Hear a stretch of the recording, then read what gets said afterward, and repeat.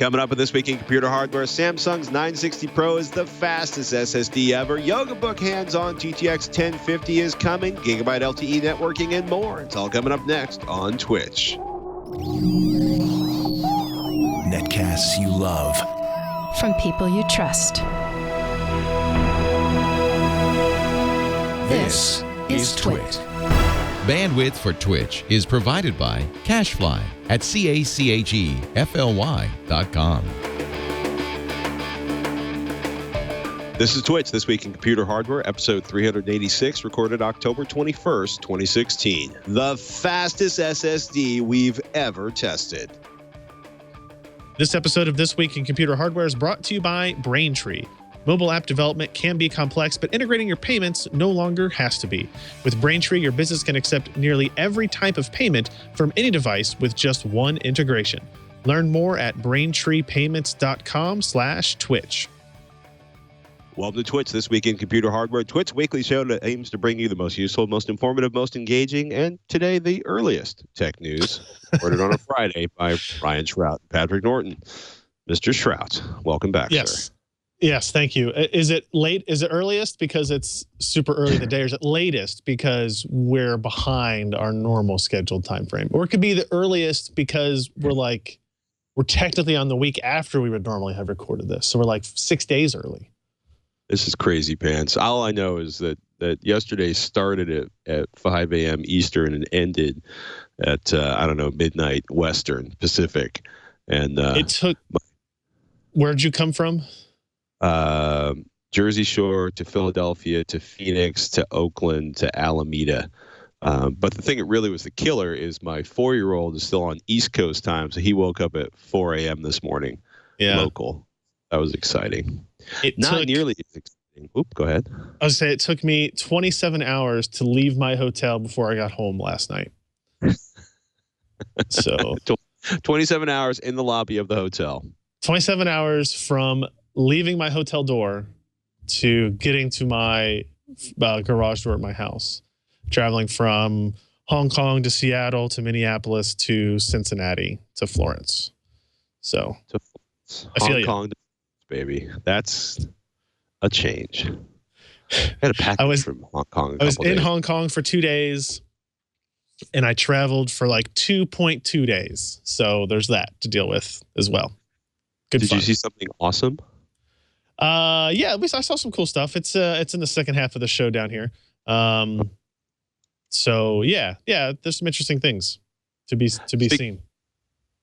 Oh goodness. Speaking of interesting things, Pixel XLs are arriving. People are unboxing them on Twitter as we speak. We'll be talking about Pixel XL next week on the show. Your review of the Lenovo is not up yet, correct? No. Of the Yoga Book, you mean? Yeah. No, I didn't get a chance to finish a review of that. Did you finish your Windows-based testing? I did. Should we briefly mention that, or should we save that for next week? Well, I am personally waiting. So I have the Android version.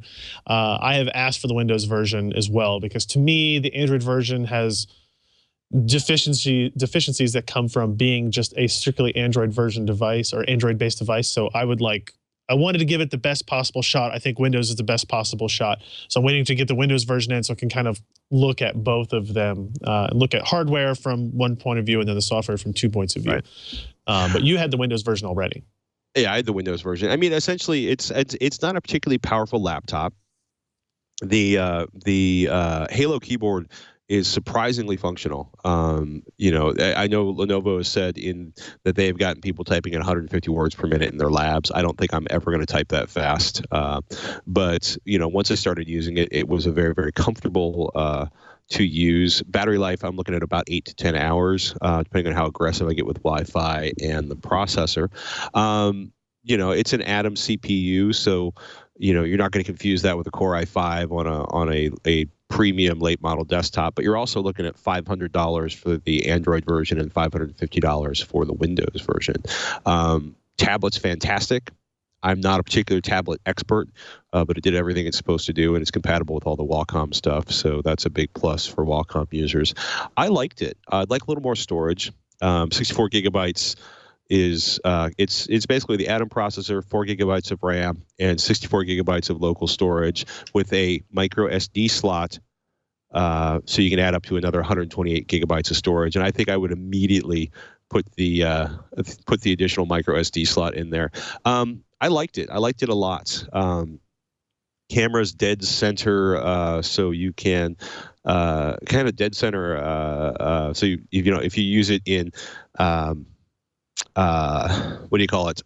Easel mode. You can actually use the camera to record yourself during Skype and other things.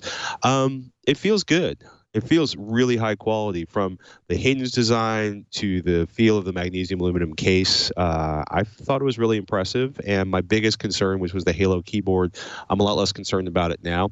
The trackpad.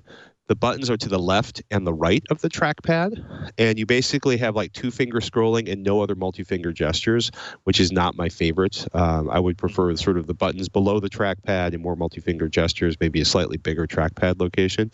But I think that's I found that more frustrating to get used to than the actual Halo keyboard, with its haptic feedback and sort of the the light coming up from underneath the designated the individual key spaces. And if you have really long fingernails, it's probably going to be problematic to get used to the keyboard. But so I should not get my press-on nails if I'm going to purchase the yoga book. Okay. If you do, keep them fairly short. But thumbs up. I liked it. I think it's a pretty good deal for the price. I think it's, I think in a lot of ways everybody looked at it like, you look at there with the, the pen on the tablet. I think artists will be really excited about this. I think people who have a primary laptop or desktop and want the sort of minimum laptop for, being able to do email or check things on the road because they don't want to carry their full laptop will find this super compelling. Great for consuming content. I think it's a lot more useful in day-to-day activities than a traditional tablet. I also maybe just be a hater on-screen typing and hate carrying around secondary keyboards to use with tablets. So, yeah, no, I think yes. If it's not kind of a fully integrated thing, it kind of loses some of its effect and usefulness for me for whatever reason. I agree with that. I still have concerns about using it for any kind of typing. I haven't spent as much time with it as you have, obviously, but. Obviously, this is not something I'm going to want to write a review on, like a 10,000 word Word document on. Well, but even for emails and stuff, I worry that the keyboard implementation will not be great. But everybody has different tolerance for it. Sebastian, who writes for me, oftentimes writes rough drafts for his stories on his Nexus 6, right? Like he is a crazy person. He's a wild thumb typer. Well, but it's also the other thing is it's kind of like listed into headphones. 5 minutes will tell you a lot, but it may be a couple weeks. You know what I mean? There's always anytime you change laptops, there's that first week or two where you're getting used to keyboard locations and changes and stuff. It's always a tremendous pain. True. But something to think about. I don't know. I'll be curious to talk to you about it more when you have the Windows version, and we can compare notes, as it were. Fair enough. All right. Samsung 960 Pro, 2 terabyte, want it so badly, don't want to cut the check for it. M.2 NVMe SSD, full review. Quote, even faster. Mr. Malventano went kind of crazy pants on this one, because I believe this is the introduction to the new benchmarking system. True? It is an introduction to a new benchmarking system, correct. Yeah. We talked about this a bit a few weeks ago. This is part of what's crazy about this. It's like 16 die packages, package-on-package controller / DRAM design. The label actually has a layer of copper inside of it to help spread and diffuse the heat coming off the chips. What's the word? It's really fast. It's really fast. If you go to the page, let's see, the page labeled... let's see, performance focus, 960 Pro 2 terabyte. So this is kind of looking at individual performance of this particular drive, and using the new testing methodology, which you guys can view at, I think, on the previous page to this on the article. In that I'm trying to convince him that he needs to do a separate piece on that kind of explains the new testing methodology and why we think it's so important going forward for SSDs. But what you can kind of see here is our measured like burst sequential throughput, right? So this is a new way of getting this number that we feel is more accurate and will better report the real world performance of these drives in the long term. But you can see here we're getting close to 3,500 megabytes per second read speed on this guy, and close to almost 2 gigabytes per second on the write speeds. So clearly this is a fast drive, almost unnecessarily fast, perhaps. Yeah, I guess that doesn't make any sense. We don't want it to be, nothing is unnecessarily fast. This is going to give you a whole bunch of headroom for stuff going forward.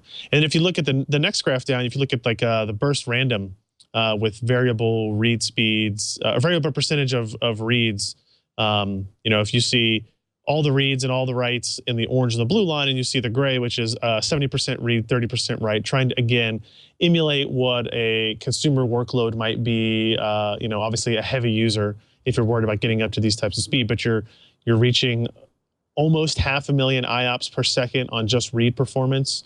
And even on mixed, you're hitting the 350,000 IOPS mark. That's pretty crazy. It's super impressive. It really is. There's a whole lot of data that Allyn provides in this article. If you look at the next graph, burst random at variable Q depths, you can kind of see how all these. There's a lot of data here, and if you don't understand storage testing, and if you're not kind of interested in storage testing, it may not even make sense. The axis at the bottom shows you what percent read you are, like the weighting of it, right? So if you look at the 50% line, you're looking at 50% write and 50% read. If you go all the way to the right, you're looking at 100% read, all the way to the left, 100% writes. And then all the different colors are different Q depths in which this data is run. So there is probably enough data that some other articles may have an entire, or some other reviews might be the entire article is all the data presented in this graph. If you know what you're looking for, it's easy to kind of reference what you want. Okay, I have a 80-20 workload at Q depth of 4, okay, you look for that gray line, you follow the left axis up from the 80%, and you're about 360,000 IOPS. So IOs per second is going to give you an idea of what you're looking at. So it's pretty impressive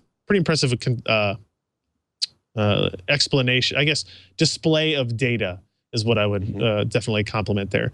And if you go through the next pages, you can kind of see some of the comparison points here. The 960 Pro compared to the 950 Pro, compared to the 600p, the Intel 600p, and then the SSD 750. All of these are NVMe, PCIe-based drives. The 960, 950, and 600 are M.2 drives. The SSD 950 is a add-in card. And you can see that the 960 Pro, once you get out of Q depth 1, where it essentially matches the 950 Pro at Q depth 2, it's almost 500 megabytes per second faster than the 950 Pro. And, you're talking 750 megabytes per second faster than the Intel SSD 750, and significantly ahead of the 600p. So it's way fast, and we kind of expected it to be so. It is the Pro line, so we kind of expect it to be the leader. You can look at sequential reads down there as well, where the gap is even visible at a Q depth of 1, right? You go from like 1.55 gigabytes per second to 2.2 gigabytes per second or something like that, right? So you're talking about 600 or 700 megabyte per second difference between the 950 Pro and the 960 Pro. This is clearly the highest performance SSD that we've ever tested. I think if you look at the last page, Allyn's pros are, it's the best performing M.2 SSD ever tested. It's the best performing SSD we've tested. And it's also the highest available capacity in an M.2 form factor. This goes up to 2 terabytes. The model we tested was 2 terabytes on, and you're looking at, it only has chips on one side of it, right? It is impressive both from a performance standpoint, but also just like a capacity and engineering standpoint. That they were able really to do this, and it is expensive. The 2 terabyte version is $1,300. Right, but you're looking at, when you start looking at M.2 NVMe drives, you're looking at $300 typically for 512 gigabytes. The cheapest 1 terabyte NVMe SSD I've seen is in the neighborhood of $720 from Toshiba. So that's not a bad pricing structure. NVMe drives are typically considerably more expensive than standard SATA SSDs. And there are not a lot of options out there. You've got, a drive from Intel. You've got an NVMe M.2 package from Intel. There's one from Toshiba OCZ. And that's pretty much it. So there's not a huge amount of competition here. And there's also, you're talking about a relatively select group of motherboards and laptops that have made the last year or so that can even support these. So it's not the hugest market at this point. Yeah. And the pattern will repeat. There will be a 960 Evo that will offer some of the performance advantages of this at a lower cost, and we'll see how it compares to the 950 Pro and how it compares to the other SATA drives. Obviously, it's going to blow away the SATA drives, but the 960 Evo is obviously the one that I think most people, and I myself personally, am a little bit more excited about, because it's the one that's going to be more cost effective and offer similar levels of performance, just with slightly different flash integration across the board, TLC. So Samsung continues to kind of dominate the SSD market, and that didn't change here, right? So I guess that's the news. Well, good for Samsung anyway. Yeah. And to bring it back to something you said at the beginning, this is so fast that most people already have most people aren't going to notice for day-to-day operations, I think, the difference between a SATA and an NVMe drive, unless they're moving huge amounts of data fairly regularly. It's an interesting question at what point, at one level, I don't particularly want storage to stop getting faster until my long-term storage is just as fast as my system memory. But it's an interesting question there. At what point is it just too much? Yeah, the new test suite will show you some of that, right? If you go to the page titled Performance Comparisons Mixed Burst, and you scroll down to some of those graphs, this is where we're looking at, like, you're trying to open up an application like Adobe Premiere. Maybe it's a 400 meg application that it has to load while downloading through torrent or something like that. Actually, go down to the first kind of like bar graph that you see down there, the next one down. Yeah, there you go. And you can kind of see there, this is where we compile these results. Like every 10 seconds, you open up a 400 megabyte application. Well, not you, but this is kind of what our test pattern is while you're downloading 40 megabytes worth of data from a torrent file. You can kind of see how the differences are there. Like your effective speed is 1.7 gigabytes per second on the 960 Pro on reads, whereas on the SSD 750, it's actually only 406 megs per second, right? So even though the delta on those in terms of pure sequential throughput isn't that wide, in terms of real world use, it actually will vary quite a bit more than what we've seen. And if you look at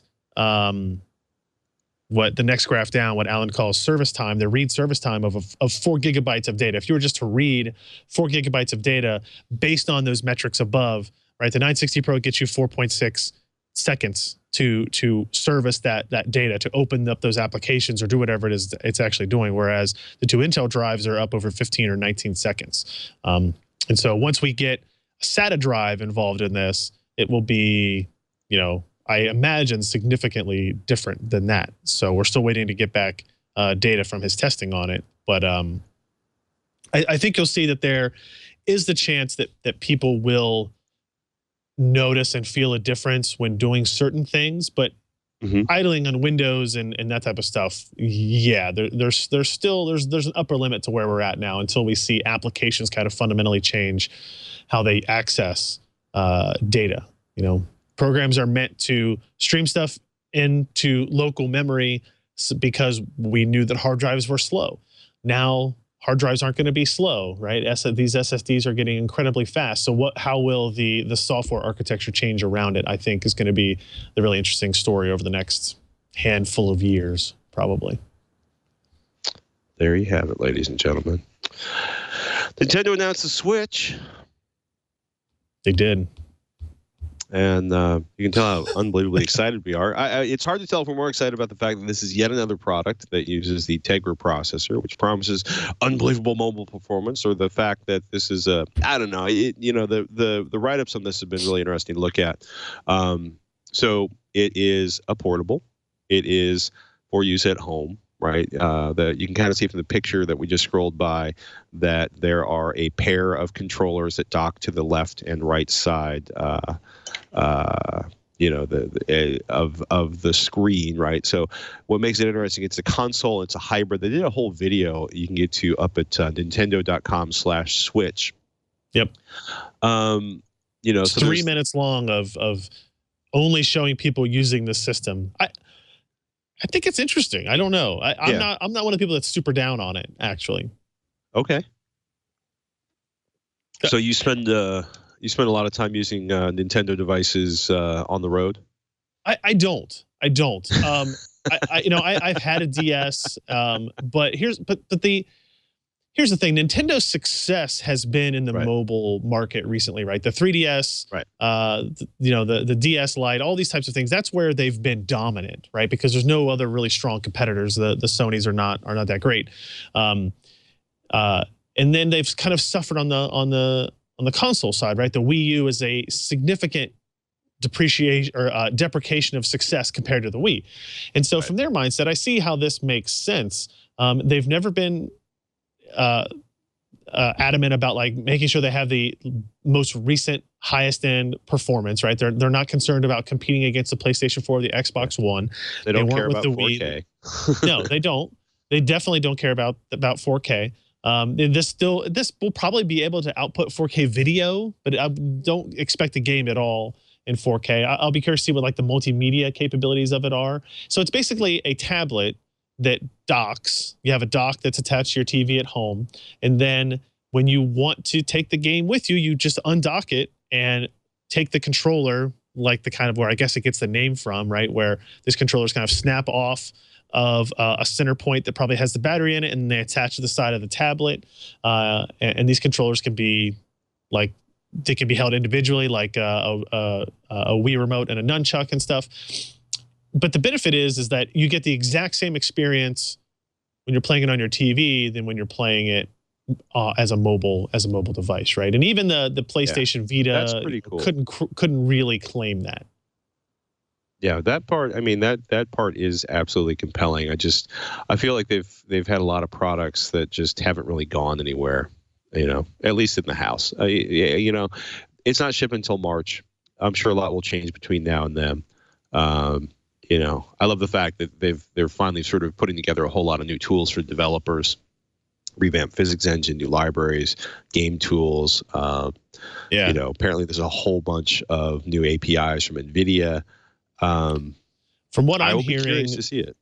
From what I'm hearing on the NVIDIA side, so it's NVIDIA Tegra based. It's a custom chip. It's not a chip that we've seen released in other things. So it's going to be, I saw somebody at The Verge was writing about it and claimed, they took the components of a Shield and moved it into a console. It's significantly better performance than you're going to get out of the NVIDIA Shield device. It's a newer design. Wow. It's going to be the higher end architecture on the GPU side.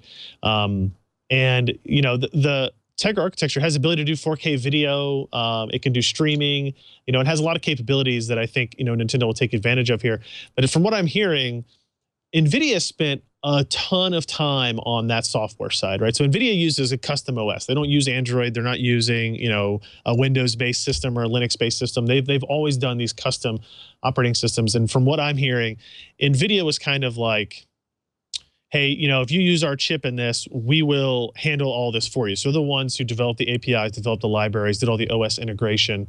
My guess is they set up a lot of the development development profiles for this system in order to get it up and running as quickly as I can. Because if you think about it, March is pretty soon from now, right? Yeah. Like it's to right go around from the corner.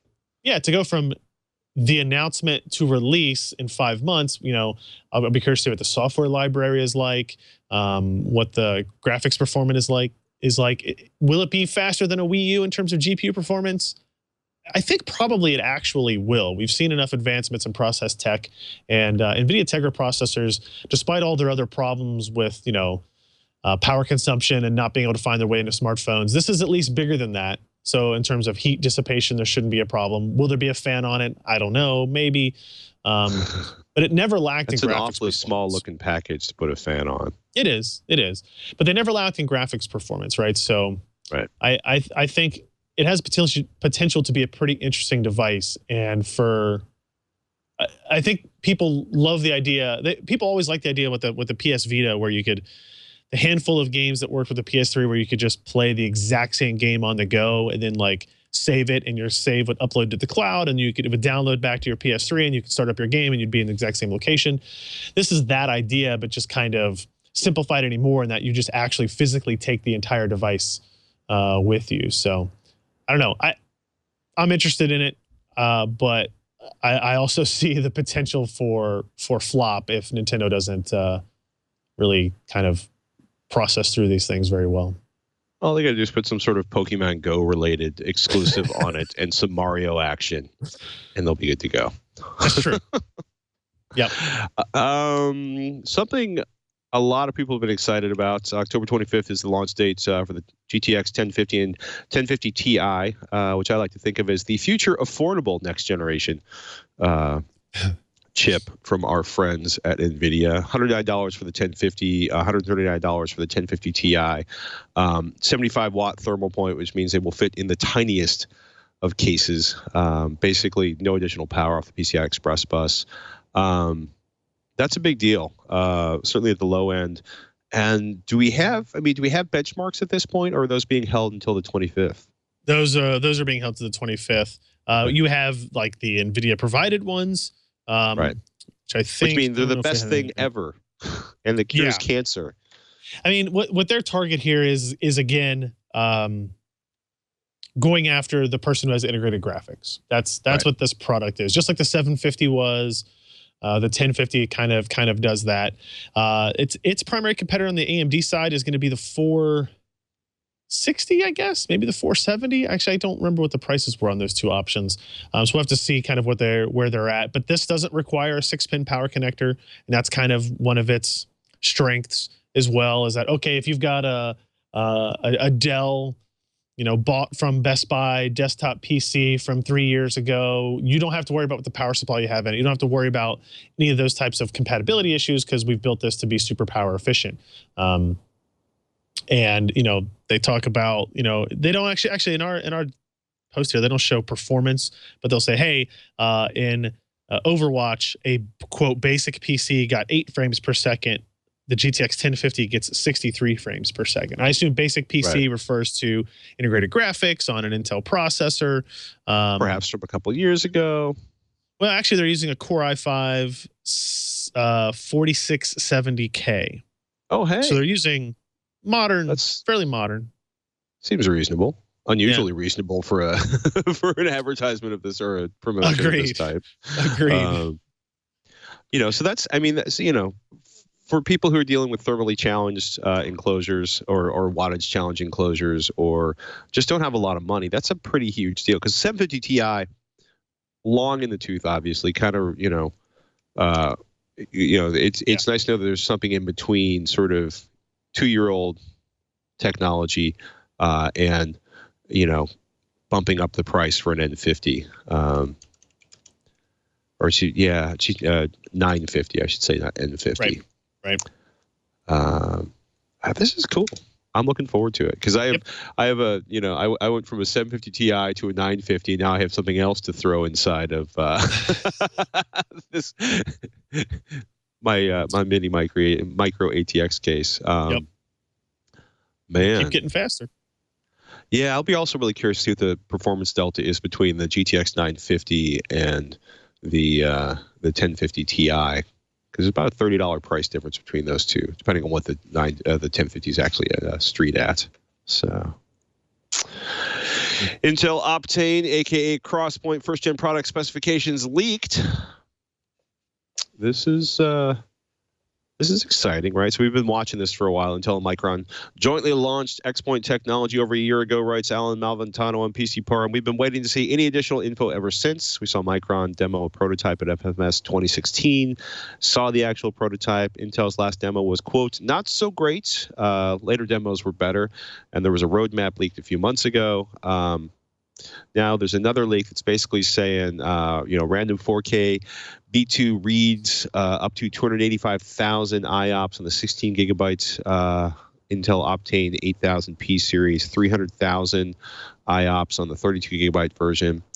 Random 4K writes up to 70,000 IOPS on the 16 gigabyte version, 120,000 IOPS on the 32 gigabyte version, and then sequential 128 gigabyte read, 3 megabytes per second, 1400 and 1600, and then 300 and 500 for sequential 128 kilobit writes.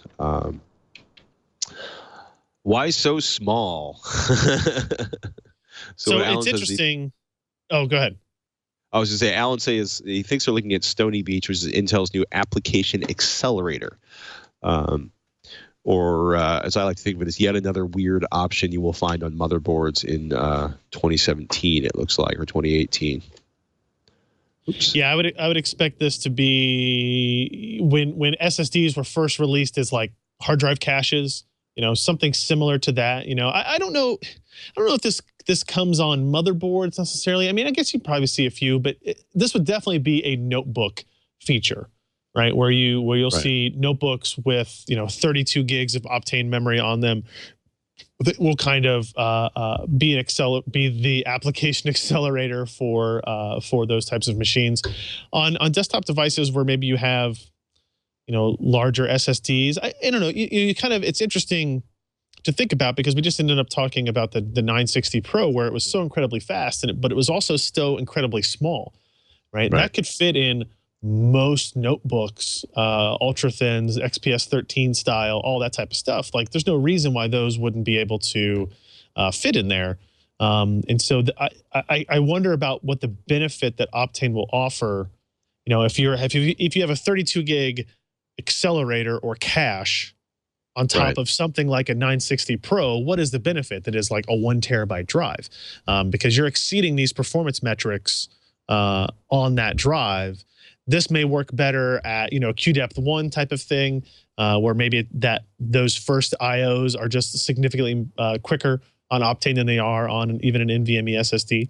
And he points out, like, for people who are interested in the longer term, like mass performance of Optane, all of this performance you're seeing comes from a single die. Like the 16 gig variant is a single die, and they're basically saturating 2 lanes of PCIe 3.0 with a single die. So now if you multiply that up and you say you have a 1 terabyte or 2 terabyte iteration of Optane, and now this controller can access more than 1 die, it's going to be significantly faster as a multi-channel device.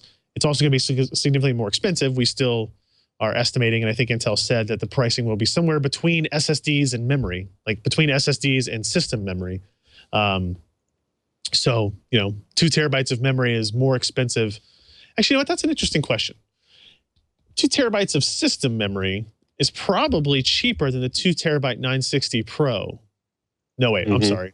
No, that's not going to be right. Yeah, 64 gigs of memory is somewhere there. Yeah. So we're in between those ranges and with this, but I think the first iteration looks like it's going to be fairly simplistic and more like this is not going to be an add-in card. It's not going to be something you can just put in your desktop PC, would be my guess. So we'll see. Part of me wonders like what the use, scenarios are, what the use cases are, which is something you were just going over. Is this something where they see putting something like this device in place, as a giant cache to make, regular rotating hard drive performance seem more reasonable? There's so much we don't know at this point that's going on with this. So super early. Yeah. Yep. Interesting thoughts, people. Ladies and gentlemen, we want to remind you that this episode of This Week in Computer Hardware is brought to you by Braintree. By next year, maybe even next week, there could be a whole new way to pay for things. Might be the next Bitcoin, the next Apple Pay. Could be both. Fortunately, Braintree's full-stack payment platform is easily adaptable to whatever the future holds, so you can adapt easily too. It's nice when things just work quickly and efficiently. That's what the people at Braintree are doing for you with payments. Accept everything from pounds to PayPal to that next innovation, whatever it may be, from any device with just one integration. And when that new payment method comes along, all you'll have to do is update a few lines of code. Sound nice? No late nights, no complicated recoding, no pain, no suffering, no stress about staying ahead of the curve or even just keeping up just barely by the skin of your teeth on that curve can be difficult enough. Braintree Payments is here to help people. Simple, secure payments, code you can integrate quickly. Android, iOS, JavaScript clients, SDKs in 7 languages, .NET, Node.js, Java Pro, PHP, Python, Ruby, and from people who code, I am told it is elegant code with clear documentation. Braintree gives you an easy way to accept multiple payment types with one integration.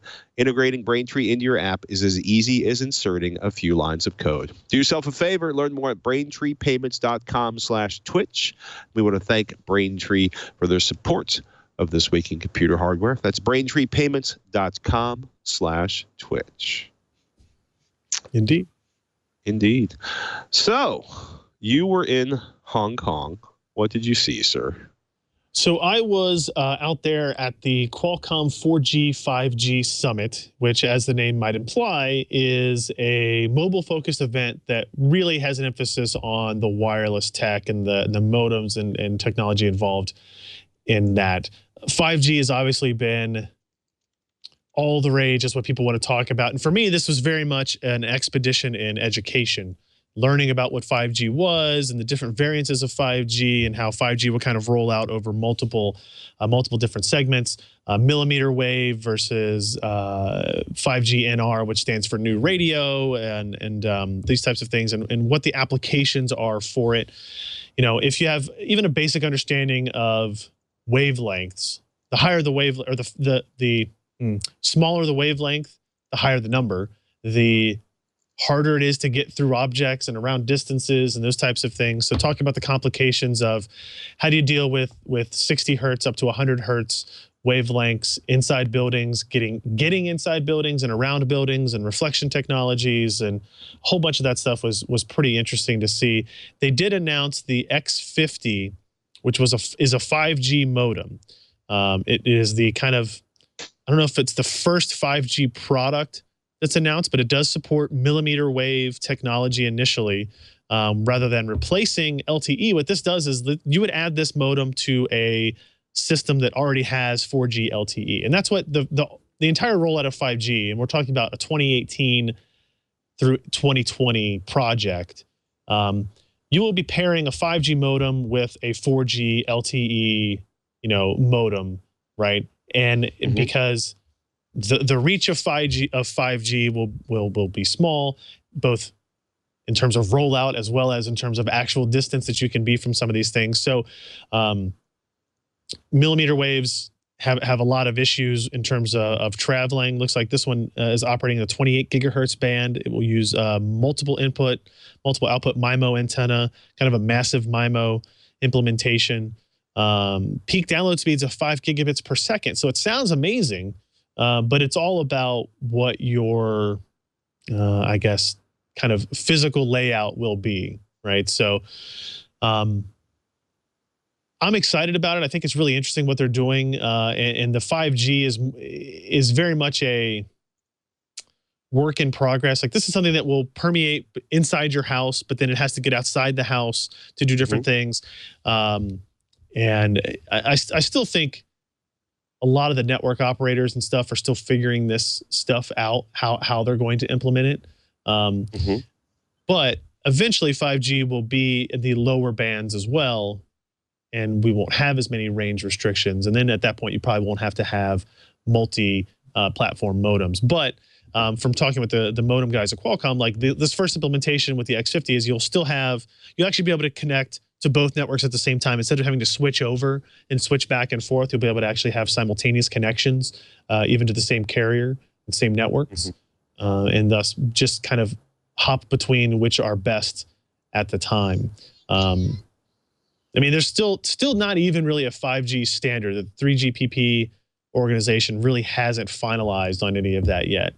But I guess that's kind of how wireless works, whether it be 802.11 or 4G, 5G, whatever it is. People are releasing devices that they think will meet all these specifications, or that can be updated to support all these specifications at the very least. So, the X50 modem, they say, will be sampling in the second half of next year, with first half 28 for first commercial products featuring the modem. But don't expect this modem to kind of take away from 4G LTE. If anything else, they're kind of doubling down on 4G LTE and what they call now LTE Advanced. No, LTE Advanced Pro. LTE Advanced is already out. But to kind of keep things going forward. In fact, the next little story, I think, is kind of indicative of that. I don't know why that page won't load for me. But they also showed, kind of not really in conjunction, but as a way to say, things will get better sooner than what 5G will do, is they did show gigabit LTE working. It's a very enthusiastic tweet. At Qualcomm is demoing gigabit LTE with at Netgear Router, and at Ericsson at Telstra in tow, 973 megabits per second! Exclamation point! Exclamation point! Which may be the most number of exclamation points I've ever seen you use in a tweet. In a tweet, probably. In a tweet, probably. Yeah. For some reason, none of the RSS from Twitter is loading for me. But yeah, so they had, and they, you're in a conference area, so you can't really just like set up an LTE antenna necessarily, right? And have it work. But they did. But it was an actual transmission. It was transmitted over coax cable, right? Which it needs to be pointed out. It wasn't truly wireless, but they were saying that the impedance was matched of a, for a X distance wireless range, and they showed it running at 937. And the idea is, what they're showing there is, this is where you would actually buy a Netgear branded modem, essentially, that plugs in to your house. You just plug it into power, and it becomes your wireless router / internet connection. And Telstra was kind of the Australian-based telco was kind of demonstrating it and saying, like, this is how you get wireless gigabit connections, and how you get gigabit connections to a massive number of people without having to roll out fiber to the home in every single instance. Now, what nobody would tell me is what this kind of stuff was going to cost, all the politics behind. Great, I have a gigabit connection on a wireless plan that I have 20 gigabytes a month of, limit to it. So I think there's a whole lot of other stuff that has to change, I don't know, policy-wise around wireless. But the fact that you can get this speed now is still pretty impressive, and spells good things going forward. One of the things that Qualcomm, Qualcomm's trying to sell tech, and the AT&T and Verizon and Telstra and these guys, they're trying to sell implementations of this technology, right? They want to sell you the bandwidth, they want to sell you the account. But Qualcomm would say, like, hey, even if people, you're still limited to 20 or 40 gigabytes per month of data, and you have a gigabit capable modem in your phone or on one of these types of devices, it actually increases the total capacity of the network if you increase the maximum throughput. Because people will, if you're downloading a 200 megabyte file, you get it faster, and then you're off the network. You're not congesting the network for as long as if you were running at 300 megabits or 400 megabits to download that particular file. So, the Qualcomm was adamant that, there are advantages to this, even if you don't have an unlimited data plan or a 500 gigabyte data plan or something like that, on your mobile device. The ability to increase network throughput and improve kind of the experience that everybody gets, especially in crowded urban environments, is one of the benefits of gigabit connectivity too. Yeah. Exciting stuff, though. Yeah. Yeah. They also had a couple of new processors, talking about IoT stuff, and I'll have some more write-ups on that in the near future as well. Acer Predator Z850 UltraWide 24x9 gaming projector review. Sebastian had just gotten his paws on this last time we spoke. So if you don't know what a short throw projector is, it's the idea that you have a lensing system that allows you to put the projector very, very close to the wall. In this case, you can get 120-inch screen sizes from 2 feet away from the wall. This is a 24:9 aspects ratio maximum.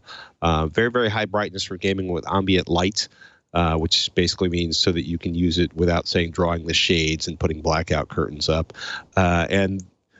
Acer is claiming the laser diode illumination system will last up to 30,000 hours, which is pretty amazing. And as Sebastian notes, it's big, it's red, and you better believe it's expensive. So again, ultra short throw projector means it can do a huge image from 20 feet from the wall. The price tag is $4,999, which sounds like a lot until you take a look at some of the other laser projectors that have come out in the last few years. It's pretty cool. It's 3D ready. It's got a manual focus lens. They're talking about 20,000 hours of normal lamp mode, a life under normal lamp mode, which is huge. It's like, somewhere between 4 and 8 probably lamps, depending on what kind of lens or lamp technology a projector is using. There's a speaker built into it. Nothing really you want to write home about. HDMI is going to be your primary inputs. Very, very quiet. 33 decibel fan in standard mode, 29 decibels in eco mode. It's an interesting design. If you scroll down a little bit, you can see actually how the lens projects out of it. It's a pretty crazy positioning on that. Ton of ports available for inputs. They went with multiple fans to minimize the fan noise by, using a huge amount of surface area to pull air through. It's cool. It's just expensive. Like really expensive. Yeah. Well, it compared to a 4K projector, a quality 4K projector, it's not that bad. Compared to when you realize you can get a regular long throw projector that has very, very similar specs, except for maybe the laser diode, lighting system. You can get a fantastic 1080p projector for under $1,000 these days. But it's pretty cool. If you are in a situation where you want to set up a massive screen. The color results, I think it's going to need some tuning to get the color results you would want. It's portable, which is also kind of strange for a $5,000 device. And I wonder if I wonder like what the market is for portable $5,000 gaming projectors, because I certainly want any projector I own bolted to the ceiling so that nobody can walk in front of it and nobody can pick it up and move it around. I would agree with that. Bolting your projector down is a big plus, or figuring out some place you can put it so that it doesn't end up getting moved around. That may sound silly until you've actually gotten everything set up perfectly and somebody's whacked the projector and suddenly you have to recalibrate it and get it sort of perpendicular to the wall and the lens set up and focused and everything. It's pretty cool. I don't know. Interesting review. Some good stuff there. Probably financially out of reach for most people. But I also think this is one of those things where we're going to see the prices coming down.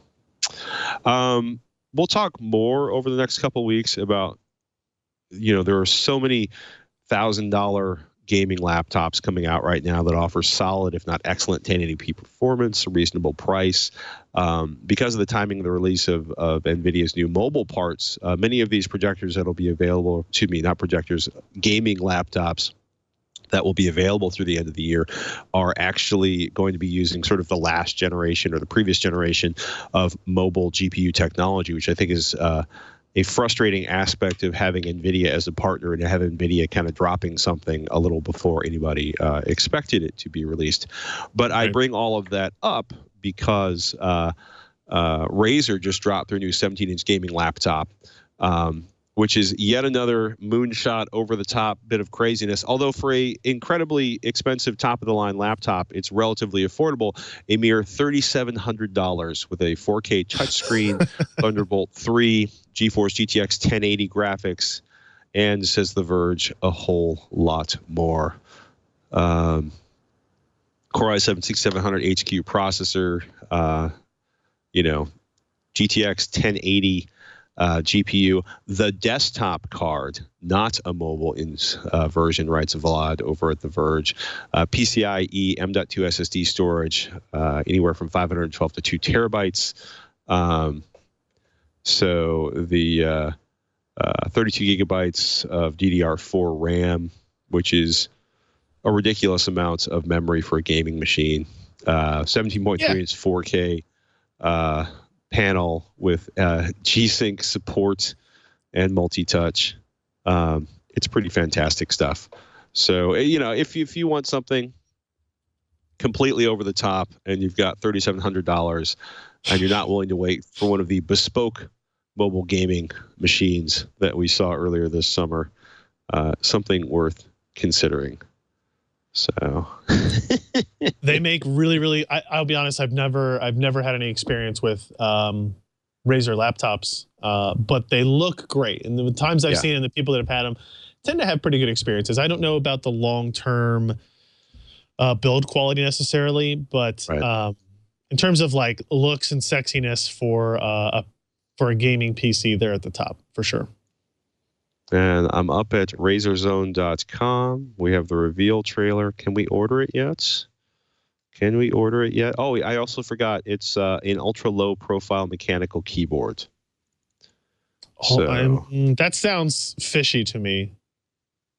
Well, I'll think about it. Ultra-low profile mechanical sounds to me like scissor switch. This revolutionary technology with slim chiclet keycaps raises the bar for ultra-mobile keyboards. Featuring anti-ghosting capabilities, optimized reset points, and an actuation force of 65 grams. It's got like a little button switch inside of what looks a lot like a traditional plastic scissor switch. Yeah. So, was I right? But it's a scissor switch, but instead of having a membrane key underneath it, it has a little tiny switch. If you go to RazerZone.com/gaming-systems/Razer-Blade-Pro, you can see a teardown of it. And of course, it's got Razer Chroma lighting with 16.8 million colors, individually backlit keys. RGB, dogs. Well, if you're going to spend $3,700, it better look bright and shiny. RGB. For the win. RGB FTW. LOL. Dudes.